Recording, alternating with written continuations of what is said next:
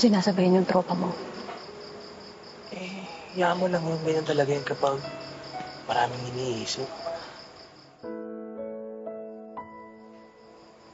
Okay lang ba siya? Eh, malamang hindi. Kaya nga naghahanap ng alak eh. Pangpamanhid, di ba?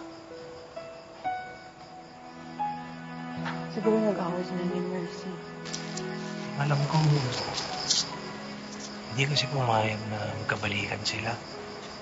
Kasi nga sabi ni Mercy, eh, sila pa doon ni Atty. Miguel.